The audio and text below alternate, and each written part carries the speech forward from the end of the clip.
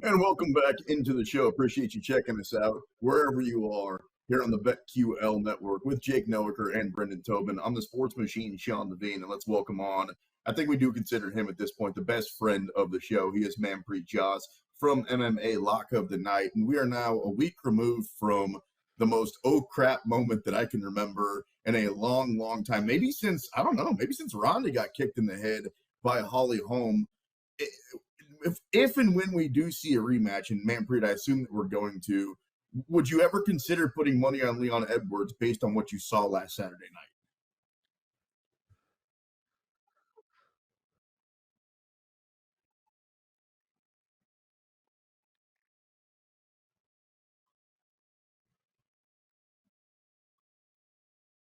First round. Shout out to him for winning that first round and getting Kamaru Usman down for the first time ever in his UFC career. But let's be honest, he was losing that fight. KO came out of nowhere. That's his only chance of winning. That's the only way I would play it. Kamaru should still go out there and do what he does or what he was supposed to do this past weekend. But is there? I was bringing this up last segment, man. Like, is there any part of you? The reason I differentiate this from a typical upset, like what Juliana did to Amanda, right, is while Kamaru was doing everything right, this was not a bad day in the cage for Kamaru Usman. He did everything perfectly up until the last minute of a fight. If you're Leon Edwards, how do you not have your confidence sky high, knowing that everybody here thought you were broken against what is maybe the best fighter on the planet? And you still pulled it out. Like, I got a feeling like there's just a piece of me that would put a lot of value in Leon being the underdog because he now knows the path to victory or the ways to go get it, and he wasn't very particularly good in this last time around. Is there any? Do you buy into that argument at all, or are you more on the side of this is just a bad moment for Kamaru? He's going to smoke him the next time. I think there is some merit to Leon actually having legit confidence now. 'Cause seeing the man go down like that obviously brings you a lot of confidence to see that this guy can actually be finished. Because nobody had ever done that to Kamaru Usman up until that point. I believe the only other loss on Kamaru's record was like his first or second fight where he got choked out. So he's never actually been clean knocked out, and this was the first guy to ever do it. So yes, I'll give you some confidence, but like I think we know Kamaru Usman, his coaches, his training partners will have him more than ready for something like that once again. I really thought that he thinks that Leon Edwards was broken at that time and that he could just cruise for the rest of that minute left in that round and he'd be fine. And, shout out to Leon. He was setting it up with some leg kicks and some body kicks, and then he eventually went high. But, like, I don't think that lands, as many times as people expect it to because of the fact that it landed in the first fight. So, if anything, we may maybe see a little bit more of a grapple heavy approach from Kamaru so that he doesn't have to eat those kicks or anything like that. I know he tried that this time around. It didn't really work out to the best, but I'm expecting a little bit of a change from him. We all know Trevor Whitman is a wizard when it comes to MMA game planning. So, yes, Leon has confidence, but I think Kamaru can still go out there and make sure that doesn't happen again. Talk a little fighting here with Manpreet Jhass from MMA Lock of the Night on Tapped Out. You're locked into the BetQL network. Just for the sake of sports talk radio conversation, let's say that Usman isn't next. Let's say he takes a minute off. Who do you think would make the most sense from a UFC perspective for Leon to step in there with next? Colby, Hamzat, Nate? This is what I was thinking. So from what I heard, I think Leon wants to stay out to at least March or February or even April or something like that. That might be enough time for Usman to sit out and come back. But if we do need an alternative, I really think Colby Covington is the second best welterweight in the world right now. Like I think him and Kamaru Usman are pretty much carbon copies of each other, with Usman being a little bit better of a power puncher. But I think that Colby's pace, wrestling, cardio, all of that matches up with what made Kamaru Usman so successful. So I wouldn't mind seeing that matchup, but like the storyline behind Jorge Masvidal, three piece in a soda, and and Leon Edwards, that would be amazing, especially if they're able to do it in England, right? They're talking about doing Wembley Stadium possibly, like that would be massive. But I'm not a Jorge Masvidal hater whatsoever, but it's hard to really give him another title shot off of a win that he got in July of 2019, right? Like it's been so long since he's gotten a win, a legitimate win. So if they were going to do it, I would probably see Colby Covington. Hamzat still has to go fight Nate Diaz in the next 2 weeks or so. But yeah, I'm gonna go Colby Covington. If we're talking about right now, give me Colby Covington versus Leon Edwards. No, I'm with you there, and I think that'd be a hell of a fight. I mean, it might even be a pick'em type fight. I don't know who's favored in that one. We're talking with Manpreet You give Jhass me here pick'em. on the bet. Sorry. Yeah, I mean, that's a tough one here. Just because you mentioned Masvidal's last big win, when I guess it wasn't his last one, but the one that really put him on the map, when it kneed Ben Askren in the face. Obviously, Demetrius Johnson just got done kneeing his own guy in the face. Who do you think ultimately won that trade? Like, do you think because Askren and the way that it ended up playing out, Demetrius Johnson now holds the belt over there? Like, who do you think that worked out better for? I think it worked out great for the UFC, but I also think it worked out great for DJ specifically. Not one, but DJ specifically, because like now he can spread his wings and do what he does. And he had that one step up against Mariah. She made up for it last night, obviously. But the UFC wanted because it gave us that Jorge Masvidal moment, right? That's what it gave us, and then it gave us the BMF title, and it gave us the Kamaru Usman and Jorge Masvidal rivalry. So from that perspective, I really think the UFC won because it seemed like DJ, they tried pushing him as much as possible, and he just really wasn't catching on with the North American scene. And it's funny that once he leaves, the flyweight division starts popping off. And I think that's because of, once the king leaves, everybody else is kind of similar skill set, and they're able to kind of just have more competitive matchups, have more fun matchups. It kind of crappy that Henry Cejudo decided to hang it up when he did as well. But still, flyweight division is popping right now, right? There's a lot of fun fighters there. Brandon Moreno is doing a great thing down there. Davison Figueiredo, Brandon Royval, Askar Askarov, Kai Kara-France. Like the names keep coming because these guys are able to go out there and have competitive matchups against each other, whereas DJ was just squashing these guys. So there was no real chance for him to go out there and become a star in the North American market.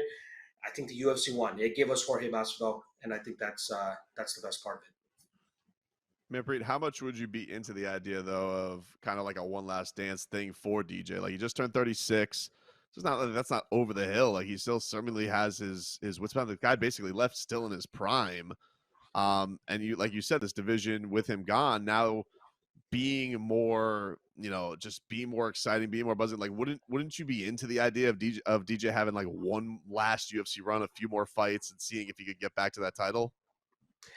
For sure. As a diehard MMA fan, we always want to see the best go against the best. And, we can't say that DJ isn't the best. He's definitely up there. He's top 5 flyweights of all time. Got to be top 3 even, right? So to have him come back in the UFC and fight this crop of flyweights, like the guys that he was fighting back in the day, they're no longer at the top. Now he has to face the Davison Figueiredos, the Brandon Morenos, all the guys that I just listed for you.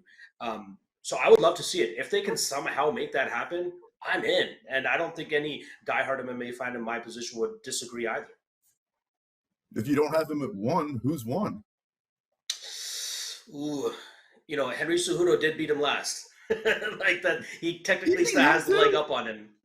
He did beat him. It's 1-1 technically, but he has the last laugh to this point. So, if they run that back, then I think that would be number 1. But they got to be 1 and 2.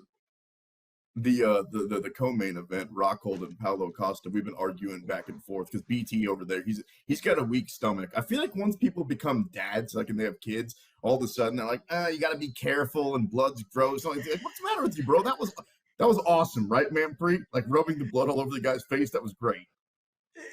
Honestly, like midway through the first round, I knew that Luke Rockhold was like, man, why am I in here? Like, I shouldn't be doing this. And for him to have that as like his last moment inside the cage, rubbing his blood all over Luke Paulo Costa's face, it was great. I was cheering him on. I mean, when he was like yelling expletives at him as well and throwing big overhand rights, I'm like, you do you, Luke, man. Like your body, your health didn't really allow you to achieve that high, greatest fighter of all time potential that you're hoping for. But just have your fun, man. I thought it was great. I'm sorry, PT. Look, dude, first of all, my favorite fight of all time is Lawler versus Rory McDonald. So I'm not against blood. You probably turned your back to it, huh? You probably just listened to it. You couldn't watch it. No, dude. First of all, it's a horrible way to behave as an individual where you're smearing your nose on somebody, especially after you just got your butt kicked for 3 rounds. He's giving him nose rubbies with his nose.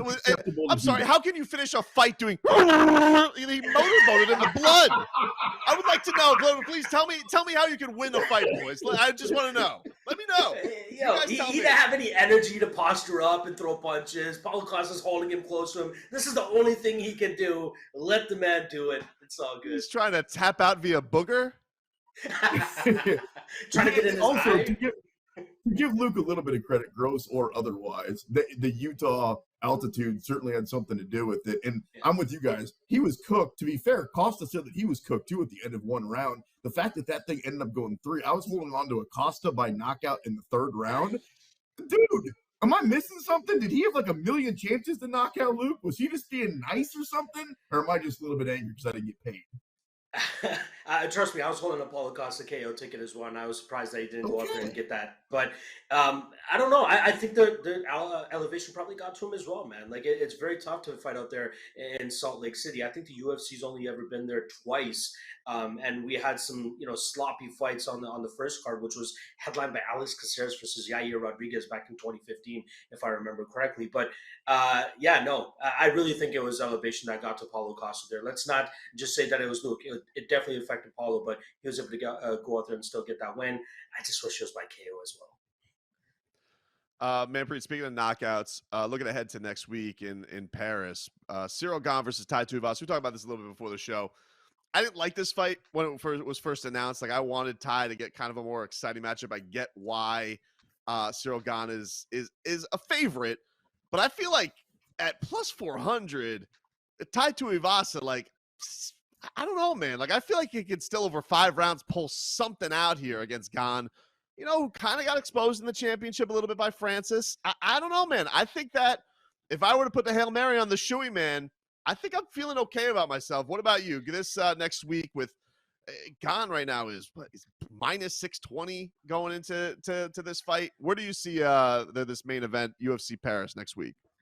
Brendan, I would say just turn your attention to the private chat that we going on, and I'm going to put in my PayPal account, and you can just send whatever you're going to put on Tai Tuivasa to me, because that's better than rather than just giving it to the bookies. Let's be honest. I mean, Gane is the best, maybe the second best heavyweight out there right now. Obviously, he had his ground game exposed by Francis Ngannou last time around, but I think we're going to see a much sharper version of him this time. This guy, moves like a welterweight, middleweight. We've never seen anything like this in the heavyweight division, and if we were going to see any type of step up in terms of him getting caught by a knockout puncher, I think we would have seen that in the Jairzinho Rozenstruik fight, where he danced circles around him for 25 minutes. Tai Tuivasa, yes, he has big power in his hands. Yes, he has good leg kicks, but I think he's going to be, struggling to find Cyril Gane in this big cage that they're going to be fighting in over there in Paris. I wouldn't even be surprised to see Gane try to take this fight to the ground. I mean, the last time we've seen Tai Tuivasa taken to the ground, he got submitted by Sergey Spivak. And even though everybody's crapping on Cyril Gane's grappling, he's not that bad from on top. Like he can go for submissions, he can go for arm triangle chokes, heel hooks even. I think that's something that he could potentially catch him with. But yeah, I think Gane absolutely cruises here. Yeah, look, I believe it is grappling. I think that's why we all thought like this is a tough match for Francis. We've seen him, with a more well-rounded guy. That's why I was so stunned to see what I saw. Like Francis be that much of basically a guy on broken knees, physical freak, basically just manhandle him to go, keep his championship. So I just wonder that, like with an idea of a Gane who doesn't maybe feel as invincible anymore. But I do understand. Like, look, I don't like this matchup for Tai, but still knowing how explosive he is over a fight, I just think that you never know. He also is really great with those elbows and the clinch and things like that. Like he seems like a guy who could just pull out a Hail Mary to me when you kind of count him out. Tuivasa KO is plus 550 right now, right? I think that's probably where you would be putting your money rather than taking that money line, similar to the whole Leon Edwards discussion that we had at the top of the segment. But yeah, I'd be stunned. I would be even more stunned if Tai Tuivasa pulls off the knockout than what I was this past weekend with Usman. No, I'm with you there. I mean, the value of Tai Tuivasa, who's been on a winning streak of his own, it's like, what else does this guy need to really prove at plus 400? Obviously, the heavyweights, it just takes one. So I'm split between both you guys. Ultimately, I do think it's a terrible matchup for Tai, but also if you're going to give me 4-1 on basically any heavyweight, I'm willing to play it. We're talking with Manpreet Jhass here on the BetQL network. All right, before you get out of here, we've got like a minute and change left. Take yourself back in the hot tub time machine to last Saturday night. You've been a guy that's been watching MMA for a really long time. On your meter of, I can't believe that just happened, where does that rank when Leon Edwards kicked Kamaru Usman in the head? Gotta be top three moments. Like the number one for me is probably always going to be Connor knocking out Aldo in 13 seconds. Like I was there live for that. So even to experience that crowd and that atmosphere and everything and holding a Jose Aldo ticket the way that I was at plus money, I did not expect that to finish in 13 seconds the way that it did. I want to see that play out a little bit more. So, just have it like the night was crazy, right? The co-main event was Will Rockhold versus Chris Weidman. Rockhold takes the title from him, and then we go into that. We even had Yoel Romero fighting on the card earlier in the night. I believe against Jacare Souza. So huge, big night, and then it just culminates with 13 seconds. So yeah, that Kamaru will probably be number 2 or number 3. I'd say Connor Aldo is number 1 for me. Manpreet Jhass from MMA Lock of the Night here on the BetQL Network. Great stuff. Crazy you were in the house for that fight. I heard BT was there actually when Masvidal got knocked out by Usman. Is that true? You're locked in to the BetQL Network. That's true?